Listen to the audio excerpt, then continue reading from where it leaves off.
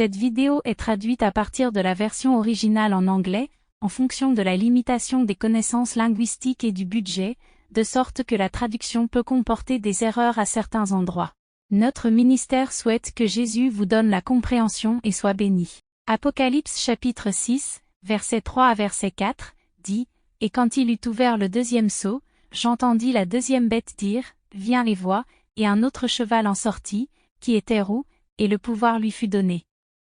Qui était assis dessus, pour ôter la paix de la terre, et qu'il s'entretuait, et il lui fut donné une grande épée. »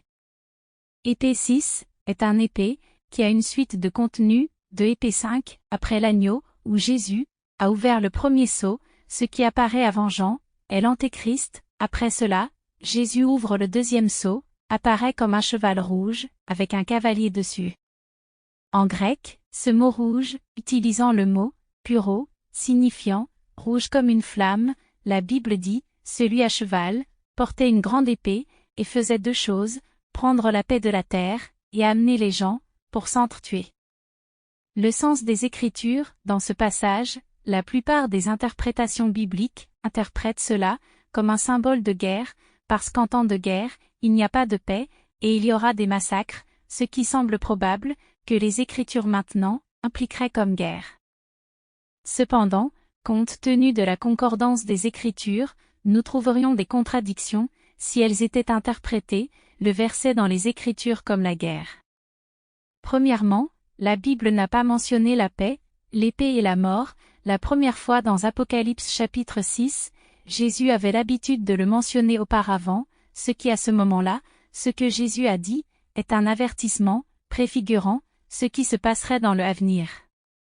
Matthieu chapitre 10, verset 34 à verset 36, a dit, « Ne pensez pas que je sois venu pour envoyer la paix sur la terre, je ne suis pas venu pour envoyer la paix, mais l'épée, car je suis venu mettre un homme en désaccord avec son le père et la fille contre sa mère, et la belle-fille contre sa belle-mère, et les ennemis de l'homme seront ceux de sa propre maison. » Le mot paix, mentionné dans Matthieu, et le mot paix, mentionné dans l'Apocalypse, utilisent le même mot, c'est-à-dire RN, signifiant paix, tranquillité d'esprit, que le mot adieu, aux Juifs en général. Jésus a dit qu'il n'envoyait pas la paix mais l'épée. Jésus a donné le sens de l'épée, c'est querelle, en disant, un homme en désaccord avec son père, et la fille contre sa mère, et la belle-fille, contre sa mère en loi, les ennemis d'un homme, seront-ils, de sa propre maison. Deuxièmement, le mot tuer, en grec utilisé le mot sphazo, signifie tuer, massacrer ou violence, apparaît 10 fois dans la Bible, toutes les 10 fois, signifiant massacre ou violence, d'après l'affirmation. 1 Jean chapitre 3, versets 11 à 12, dit, « Car c'est ici le message que vous avez entendu dès le commencement, que nous nous aimions les uns les autres, non pas comme Caïn, qui était de ce méchant et qui a tué son frère, et c'est pourquoi il le tua, parce que ses propres œuvres étaient mauvaises, et que son frère était juste. » Le mot Caïn a tué Abel, la Bible utilise le mot saphaso, signifiant massacre de la discorde. Exemple important, pour expliquer ce terme, est la phrase, dans Apocalypse chapitre 5 verset 6, dit, « Et au milieu des anciens, se tenait un agneau, comme il avait été immolé. » Le mot immolé ici, est le mot saphaso, la raison pour laquelle Jésus a été tué est venue du conflit et de la haine. La signification du mot tuer, dans Apocalypse chapitre 6 verset 4, signifie que le côté juste, étant massacré par les injustes, ou du côté de Satan, à cause du massacre, par conflit ou par haine, comme un conflit religieux, par un meurtre, comme la guerre. Troisièmement, le mot épée en grec utilise deux mots, le premier mot est rhomphaia, ce mot apparaît 7 fois dans la Bible, l'exemple de ce mot est utilisé, dans Apocalypse chapitre 6 verset 8, qui est l'ouverture de la 4e sceau, dans la phrase, « Et le pouvoir leur fut donné, sur le quart de la terre, de tuer par l'épée. » Le mot épée ici, en utilisant le mot rhomphaia, est l'épée qui a causé la guerre, causé de grandes morts, qui est l'opposé du mot épée, apparaît dans Apocalypse chapitre 6 verset 4. Le mot épée dans Apocalypse chapitre 6 verset 4, utilise, machera, signifiant, une épée courte ou un poignard, ce mot, est le même mot, qui apparaît dans Matthieu chapitre 10, verset 34, où Jésus a dit, ne pensez pas que je suis venu pour envoyer la paix sur la terre, je ne suis pas venu pour envoyer la paix, mais une épée. Comme mentionné précédemment, Jésus explique le mot épée, qui signifie querelle, les croyants seront haïs, persécutés et abattus, tout comme Jésus, ou l'agneau, a été abattu, mentionné dans l'Apocalypse, chapitre 5 verset 6. Par ces trois explications, il est clair que, l'ouverture du deuxième sceau, n'a pas conduit à la guerre, mais l'ouverture du deuxième sceau, a amené la violence et le conflit, et à s'entretuer. Avec toutes les choses qui se sont passées, il est très clair que, celui sur le cheval rouge, est le faux prophète, ou la deuxième bête, mentionnée dans Apocalypse chapitre 13, un faux prophète, amènera le monde entier, à adorer l'Antéchrist. Apocalypse chapitre 13, versets 11 à verset 18, dit, « Et je vis une autre bête monter de la terre, et elle avait 2 cornes, comme un agneau, et il parlait comme un dragon, et il exerçait tout le pouvoir de la première bête, devant lui, et fait que la terre et ses habitants adorent la première bête, dont la blessure mortelle a été guérie. Et il fait de grands prodiges, de sorte qu'il fait descendre le feu du ciel sur la terre, à la vue des hommes, et les trompe, qui habitent sur la terre, par le moyen de ces miracles, qu'il avait le pouvoir de faire, à la vue de la bête, disant à ceux qui habitent sur la terre, qu'ils devraient faire une image à la bête, qui a eu la blessure par l'épée, et qui a vécu. Et il avait le pouvoir de donner la vie à l'image de la bête, afin que l'image de la bête parle à la fois, et que tous ceux qui ne voudraient pas adorer l'image de la bête soient tués, et ils causent tous petits et grands, riches et pauvres, libres et esclaves, pour recevoir une marque, dans leur main droite ou sur leur front. Et que personne ne puisse acheter ou vendre, sauf celui qui avait la marque, ou le nom de la bête, ou le nombre de son nom, voici la sagesse, que celui qui a de l'intelligence, compte le nombre de la bête, car elle est le nombre d'un homme, et son nombre est 666. Un faux prophète, a l'autorité, d'ordonner au peuple, de créer l'image de l'Antéchrist, et d'avoir l'autorité, de punir, de massacrer, ceux qui ne le font pas, d'adorer l'image de l'Antéchrist, de nombreux croyants seront persécutés, et abattus, pour avoir refusé. Une grande question est, 2 Thessaloniciens chapitre 2, versets 7 à verset 8, dit, « Seul celui qui lit maintenant laissera, jusqu'à ce qu'il soit retiré du chemin, et alors ce méchant sera révélé, ce qui restreint, signifie chrétien, et étant retiré du chemin, est l'enlèvement, dont l'ouverture du deuxième sceau, se produit après l'apparition, de l'Antéchrist, ce qui signifie, l'enlèvement, s'est produit avant, et si c'est le cas, comment la persécution des chrétiens pourrait-elle se produire? En répondant à cette question, tout d'abord, il faut comprendre que tous les chrétiens ne seront pas enlevés par l'enlèvement. Matthieu chapitre 24, verset 40 à verset 41, dit, « Alors 2 seront dans les champs, l'un sera pris et l'autre laissé, 2 femmes moudront au moulin, l'une sera prise et l'autre laissée. » Ainsi, dans la période post-enlèvement, il restera des chrétiens, certains quitteront le chemin de Jésus-Christ, certains se repentiront pendant cette période et s'accrocheront à leur foi en Jésus-Christ, même s'ils doivent mourir. Lorsque l'Antéchrist apparaîtra, après l'ouverture du premier sceau, dit la Bible, il résistera et s'élèvera au-dessus de toute chose appelée Dieu ou adorée, afin qu'il puisse s'établir, régner dans le temple de Dieu et proclamer qu'il est Dieu. Et quand le deuxième sceau sera ouvert, le faux prophète apparaîtra, il trompera les gens du monde, et obligera les gens à adorer les idoles de l'Antéchrist, que quiconque rejettera, sera tué. À cette époque, un événement important a eu lieu, l'arrivée des 2 témoins de Dieu, qui est enregistré, dans Apocalypse chapitre 11. Les 2 témoins de Dieu, prophétiseront, prêcheront l'évangile et la repentance, feront se tourner le peuple vers Dieu, ils prêcheront, pendant une période de 3 ans et demi, dit la Bible, Dieu donne le pouvoir aux 2 témoins. Ils auront 4 sortes de pouvoirs, le feu sort de leur bouche et dévore leurs ennemis, le pouvoir de fermer les cieux pour qu'il ne pleuve pas, au jour de leur prophétie, de changer l'eau en sang, de frapper la terre de toutes les plaies. Aussi souvent qu'ils le souhaitent. Par ces 4 puissances, il est vraisemblable que, des 2 témoins de Dieu, l'un est Élie, et l'autre est Moïse. Il existe de nombreuses interprétations de cela, en particulier sur Internet, affirmant que l'autre témoin n'est pas Moïse, mais Enoch. Cependant, savoir qui ils sont, n'est pas l'essence du verset biblique, en particulier dans cet épisode. Le point clé du passage, de cette écriture, est que le plan de salut de Dieu, pour Israël et les nouveaux croyants, y compris le reste des derniers jours, sera exécuté dans la puissance de Dieu, la prédication sera remplie de la plus grande des puissances de Dieu, pleine de signes et de prodiges. De même, l'opposition et la tentation seront à leur apogée, car le faux prophète est habilité par Satan, à travers l'Antéchrist, à faire signes et émerveillements, en trompant les gens. Les deux témoins feront l'évangile de Dieu, répandu dans le monde entier. Matthieu chapitre 24, versets 13 à verset 14, dit « Mais celui qui persévérera jusqu'à la fin, celui-là sera sauvé, et cet évangile du royaume sera prêché dans le monde entier, pour servir de témoignage à toutes les nations, et alors viendra la fin. » Apocalypse chapitre 11 dit « Les deux témoins prophétiseront pendant 3 ans et demi, après quoi, ils seront tués, avec leur corps, jetés dans les rues, après 3 jours et demi, Dieu les ressuscitera, et prendra les lèvres, sous les yeux de ses ennemis. » Période de 3 ans et demi, la même période, à partir de laquelle l'Antéchrist est apparu, jusqu'au moment où il a érigé sa propre image, dans le temple de Dieu, et c'est le point de rupture. En et demi, il aura le pouvoir, contre le peuple de Dieu, et gagnera, c'est, à dire, contre les deux témoins, et les croyants à ce moment-là, les deux témoins mourront, et il y aura des croyants qui mourront à ce moment-là. Ce temps.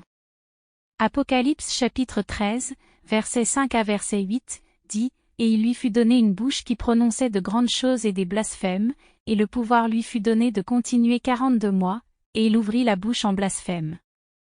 Contre Dieu, pour blasphémer son nom, et son tabernacle, et ceux qui habitent dans les cieux. Et il lui fut donné de faire la guerre aux saints et de les vaincre, et le pouvoir lui fut donné sur toutes les tribus, et les langues, et les nations, et tous ceux qui habitent sur la terre l'adoreront, dont les noms ne sont pas écrits, dans le livre de vie de l'agneau immolé dès la fondation du monde. Apocalypse chapitre 13, versets 5 à verset 8, dit « Si quelqu'un a des oreilles, qu'il entende, celui qui mène en captivité ira en captivité, celui qui tue par l'épée doit être tué par l'épée, voici la patience et la foi des saints, avec la mort des deux témoins, et l'établissement, de l'image de l'Antéchrist, dans le temple de Dieu, vint le point de rupture, Dieu déversa son jugement. » Daniel chapitre 7 verset 25, dit « Et il prononcera de grandes paroles contre le Très-Haut, et il usera les saints, du Très-Haut, et songera à changer les temps et les lois, et ils seront livrés entre ses mains, jusqu'à ce que un temps, et des temps, et la division du temps. » Daniel chapitre 7, verset 26 au verset 28, a dit « Mais le jugement siégera, et ils ôteront sa domination, pour la consumer et la détruire, jusqu'à la fin, et le royaume, et la domination, et la grandeur de la royaume, sous tout le ciel, sera donné au peuple, des saints du Très-Haut, dont le royaume, est un royaume éternel, et tous les dominions, le serviront et lui obéiront. » Apocalypse chapitre 6, verset 5 à verset 6, dit « Et quand il ouvrit le 3e sceau, j'entendis la 3e bête dire, Viens et vois, et je vis, et voici, un cheval noir, et celui qui était assis dessus avait une paire de balances à la main, et j'entendis une voix, au milieu des 4 bêtes, dire, une mesure de froment pour un denier, et 3 mesures d'orge pour un denier, et vois, tu ne fais pas de mal à l'huile et au vin. » Le 3e sceau est l'un des versets les plus difficiles, dans la Bible, à comprendre. L'interprétation du 3e sceau, en général, fait référence à la famine, il existe diverses autres interprétations, notamment sur Internet, qui ne donnent pas le sens correct, ou correspond au vrai sens, que Dieu veut communiquer à travers la Bible. Pour comprendre le 3e sceau, il faut comprendre le vrai sens des 5 choses. Premièrement, le sens du mot « paire de balance », en fait ce mot, en grec, utilise le mot « hugon », signifiant « un joug », apparaît 6 fois dans la Bible. Matthieu chapitre 11, verset 29 à verset 30, dit « Prenez mon joug sur vous, et apprenez de moi, car je suis doux et humble de cœur, et vous trouverez du repos pour vos âmes, car mon joug est doux, et mon le fardeau est léger. » Actes chapitre 15 verset 10 dit « Maintenant pourquoi tentez-vous Dieu, en mettant sur le cou des disciples un joug que ni nos pères, ni nous n'avons pu porter. Galates chapitre 5 verset 1 dit, « Tenez-vous donc fermes dans la liberté par laquelle Christ nous a affranchis, et ne soyez plus empêtrés sous le joug de la servitude. » 1 Timothée chapitre 6 verset 1 dit, « Que tous les serviteurs qui sont sous le joug comptent leur propre maître, dignes de tout honneur, afin que le nom de Dieu et sa doctrine ne soient pas blasphémés. » Le mot joug, comme mentionné, dans toutes les Écritures ici, a utilisé le mot zugon, qui est synonyme, avec le mot paire de balance, dans Apocalypse chapitre 6 verset 5. La deuxième chose à comprendre est le sens de la phrase, qui dit « une mesure de blé, pour un denier, et 3 mesures d'orge, pour un denier, le montant d'un denier, approximativement la valeur d'un jour de salaire, mentionné dans la Bible. » Matthieu chapitre 20, verset 1 à verset 2, dit « Car le royaume des cieux est semblable à un homme, c'est-à-dire un maître de maison, qui est sorti de bon matin pour embaucher des ouvriers dans sa vigne, et lorsqu'il s'est mis d'accord avec les ouvriers, pour un denier par jour, il les envoya dans sa vigne. » Marc chapitre 6 verset 37 dit, « Il répondit et leur dit, Donnez-leur à manger, et ils lui dirent, Allons-nous acheter 200 deniers de pain, et leur donnerons-nous à manger. » Le montant de 200 deniers, soit environ 0,8 deniers par salaire journalier. Pour 1 litre de blé, cela signifie la quantité de blé que les gens mangent par jour, en faisant du pain, et pour l'orge, cela signifie la matière première que les pauvres, qui ne peuvent pas acheter de blé, font de la nourriture pour les gens, y compris nourrir les animaux. Par conséquent, dans cette phrase, signifie salaire journalier, suffisant pour la subsistance, au jour le jour seulement. La troisième chose à comprendre, c'est le sens du mot blessé, dans la phrase qui dit « Tu ne blesses pas l'huile et le vin », le mot blessé, en grec utilisez le mot adikeo, signifiant agir injustement envers. Actes chapitre 7, versets 23 à 24, dit « Et quand il eut atteint l'âge de 40 ans, il lui vint au cœur de visiter ses frères les enfants d'Israël, et voyant que l'un d'eux souffrait d'injustice, il le défendit et se vengea. Celui qui était opprimé, et frappa l'Égyptien. » Le mot souffrir mal dans ce verset, est le même mot que le mot blessé, dans la phrase « Tu ne blesses pas l'huile et le vin ». La quatrième chose à comprendre est la voix au milieu des 4 bêtes. Apocalypse chapitre 4 verset 6 dit « Et devant le trône, il y avait une mer de verre, semblable à du cristal, et au milieu du trône, et autour du trône, il y avait 4 bêtes, pleines d'yeux, devant et derrière. » La Bible dit clairement, autour du trône, il y avait 4 bêtes, donc la voix qui est sortie, était la voix de Dieu, parlait avec autorité, était le commandement de Dieu. La cinquième chose est, le sens, des mots huile et vin. Le sens ici est très clair, l'huile c'est Israël, les élus de Dieu, et le vin, c'est les gentils, le reste des croyants, ou repentis pendant ce temps. Jérémie chapitre 11 verset 16 dit, « L'Éternel a appelé ton nom, un olivier vert, beau et de bons fruits, avec le bruit d'un grand tumulte, il a allumé le feu dessus, et ses branches sont brisées. » Jean chapitre 15 verset 5 dit, « Je suis le CEP, vous êtes les sarments, celui qui demeure en moi, et moi en lui, celui-là porte beaucoup de fruits, car sans moi, vous ne pouvez rien faire. » Selon ces 5 choses, on voit clairement que, lorsque le 3e sceau est ouvert, le cheval noir, qui signifie ténèbres, désespoir, horreur, et celui qui est assis dessus, qui porte un joug, signifie le lourd fardeau, qui sera placé, sur les épaules, des peuples du monde. C'est l'hyper-crise économique, le but du cavalier, c'est de rendre les gens, en état de famine, jusqu'à la mort, mais ce qui contrôle, et supprime, c'est la voix, qui émane, d'entre les 4 bêtes, c'est la voix de Dieu, ordonnée avec autorité, qui a restreint la sévérité de ce qui devait arriver, dans une faible mesure. Le commandement de Dieu, une mesure de blé, pour un denier, 3 mesures d'orge, pour un denier, il est évident que, pour ceux qui sont aisés, ou ceux dont les revenus, supérieurs à la moyenne journalière du travail, pourront se permettre du blé, mais pour les pauvres, qui sont déjà plus abondants, que les riches, peuvent encore avoir le pouvoir, d'acheter de la nourriture, pour leur subsistance, à cause de leurs maigres revenus, peuvent encore acheter 3 mesures d'orge.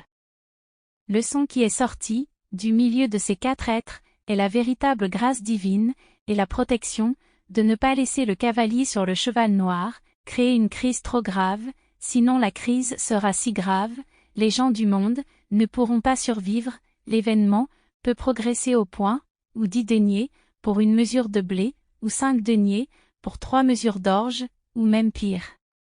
Crise hyper-économique, le peuple de Dieu est protégé et pourvu par Dieu. Conclusion la plus vraie, du troisième sceau, est que c'est le sceau qui montre l'amour de Dieu, essayant d'appeler les gens, de revenir à lui, parce qu'il sait ce qui se passera ensuite, dans le reste du sceau, et ce arrivera quand tous les sceaux seront ouverts et que la trompette sonnera. Apocalypse chapitre 6, versets 7 à verset 8, dit.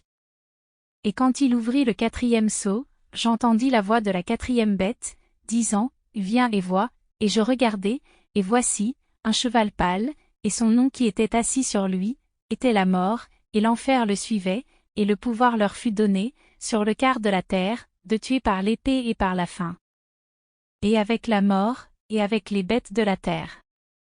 Lorsque Jésus ouvre le quatrième sceau, ce qui apparaît est un cheval gris, qui monte dessus, nommé la mort et Hadès, le mot mort et Hadès, en grec, utilisez le mot, thanatos, qui signifie la mort, et l'enfer, en utilisant le mot, Hadès, ce qui signifie, le royaume des morts.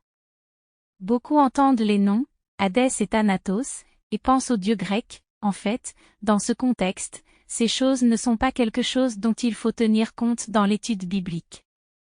Hadès est l'enfer, et Thanatos est la mort, tous deux sont comme le corps et l'ombre, Thanatos c'est la mort, qui suit Hadès comme une ombre, car ces deux choses sont inséparables. La Bible mentionne l'enfer, qui a 4 sources ou 4 sanctuaires. Premièrement, Hadès ou Sheol un mot hébreu, n'apparaît que dans l'Ancien Testament, signifie Hadès, où demeurent des âmes mortes, le sanctuaire des âmes, de ceux qui ne se repentent pas, Hadès apparaît 10 fois dans la Bible, et Sheol 66 fois. Matthieu chapitre 11 verset 23 dit, Et toi, Capharnaüm, qui es élevé jusqu'au ciel, tu seras descendu dans la géhenne, car si les œuvres puissantes qui ont été faites en toi avaient été faites à Sodome, elles seraient restées jusqu'à ce jour.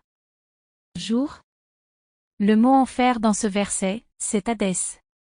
Psaume chapitre 49, versets 14 à 15, dit, Comme des brebis, elles sont déposées dans la tombe, la mort les nourrira, et les hommes droits les domineront le matin, et leur beauté se consumera dans la tombe, de leur demeure, mais Dieu rachètera mon âme, de la puissance de la tombe, car il me recevra. Le mot tombe ici, utilisez le mot Sheol. Le deuxième sanctuaire, Tartare, le sanctuaire, de l'esprit des anges, qui se sont rebellés contre Dieu, et des âmes, du peuple, qui avaient désobéi dans le passé, au temps de Noé. Pendant les 3 jours, que Jésus-Christ mourut, il prêcha à ces esprits, dans le sanctuaire, nommé Tartare. 1 Pierre chapitre 3, verset 19 à verset 20, dit, Par quoi aussi il alla et prêcha aux esprits en prison, qui parfois étaient désobéissants, lorsqu'une fois la patience de Dieu attendait au jour de Noé, tandis que l'arche était une préparation, ou peu, c'est-à-dire 8 âmes, furent sauvés par l'eau. 2 Pierre chapitre 2 verset 4, dit, Car si Dieu n'a pas épargné les anges qui ont péché, mais les a jetés en enfer, et les a livrés, dans les chaînes des ténèbres, pour être réservés, au jugement. Le mot enfer dans ces versets, utilisez le mot tartare.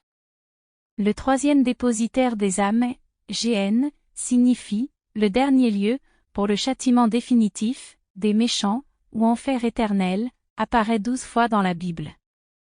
Matthieu chapitre 10 verset 28 dit, Et ne craignez pas ceux qui tuent le corps, mais ne peuvent tuer l'âme, mais craignez plutôt celui qui est capable de détruire, à la fois l'âme et le corps, en enfer.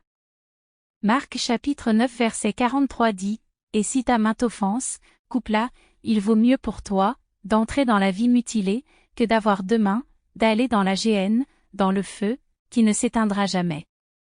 L'enfer avec le feu, qui ne s'éteindra jamais, c'est la géhenne. Le 4e sanctuaire, le sein d'Abraham, ce mot n'apparaît qu'une seule fois dans l'Écriture, fait référence au lieu, où les âmes des justes, se reposent et attendent le dernier jour, où Jésus proclamera leur nom, devant le trône de Dieu. Ces mots apparaissent dans Luc chapitre 16, la parabole de l'homme riche, et un mendiant, nommé Lazare, qui est une personne différente, de Lazare, dans Jean chapitre 11, qui ressuscite d'entre les morts. Cette parabole, en plus de mentionner le sanctuaire des âmes, est aussi un avertissement, pour tous les croyants, de garder la foi. Luc chapitre 16, versets 19 à 31, dit, « Il y avait un certain homme riche, qui était vêtu de pourpre et de fin lin, et qui vivait somptueusement chaque jour, et il y avait un certain mendiant, nommé Lazare, qui était mis à sa porte. Plein d'ulcères, et voulant se nourrir des miettes qui tombaient d'ailleurs de la table du riche, les chiens vinrent lui lécher les ulcères. Et il arriva que le mendiant mourut, et fut emporté par les anges dans le sein d'Abraham, l'homme riche aussi mourut et fut enseveli, et en enfer, il leva les yeux, étant dans les tourments, et vit Abraham de loin. Et Lazare dans son sein, et il cria et dit, « Père Abraham, aie pitié de moi, et envoie Lazare, afin qu'il trempe le bout de son doigt dans l'eau, et me rafraîchisse la langue, car je suis tourmenté dans ce flamme. » Mais Abraham dit, « Mon fils, souviens-toi que toi de ton vivant, tu as reçu tes bonnes choses, et de même Lazare les mauvaises choses, mais maintenant, il est consolé, et tu es tourmenté, et à côté de tout cela, entre nous et toi, il y a un grand gouffre fixé, de sorte que, qui passeraient d'ici à vous, ne peuvent pas, eux non plus, passer à nous, cela viendrait d'alors. » Alors il dit, « Je te prie donc, Père, de elle envoyer dans la maison de mon père, car j'ai 5 frères, afin qu'ils leur attestent qu'eux aussi n'entrent pas dans ce lieu de tourment. Lui, ils ont Moïse et les prophètes, qu'ils les écoutent. » Et il dit, « Non, Père Abraham, mais si quelqu'un d'entre les morts allait vers eux, ils se repentiraient, et il lui dit, s'ils n'écoutent pas Moïse et les prophètes, ils ne seront pas non plus persuadés, même si quelqu'un ait ressuscité le mort. » Apocalypse chapitre 6 verset 8, dit, « Le cavalier gris, sont la mort et le Hadès, ils ont reçu le pouvoir, de tuer un quart des mondes, avec 4 choses. L'épée, la famine, la peste, les bêtes de la terre, c'est la punition de Dieu, et son appel, sur tous les peuples, qui adorent les idoles, et ceux qui ont abandonné Dieu, de retourner à Dieu, selon la prophétie d'Ézéchiel. »